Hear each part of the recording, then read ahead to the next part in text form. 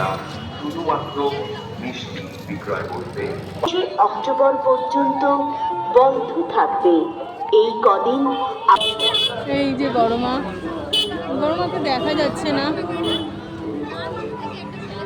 8ই October থেকে 25 October পর্যন্ত বড়মা মন্দিরে বা পুজো মণ্ডপে কোনো রকম ফুল মালা দ্বারা এখানে আসলেই মন ভালো হয়ে যায়।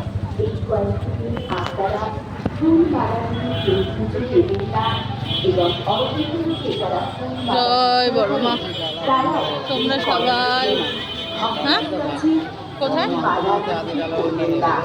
আশা রাখি হ্যাঁ বড়মার পুজো আমরা সকলে করতে পারি। তার জন্য আপনারা এই কয়েকটি দিন আপনারা আমাদের সাথে সহযোগিতা এখন তো ফাঁকা আছে এখানটাও। হ্যাঁ বড় মার পুজোর গেট বন্ধ। আগের নিয়ম অনুযায়ী ফুল ফল মালা সব কিছু গ্রহণ করা হবে।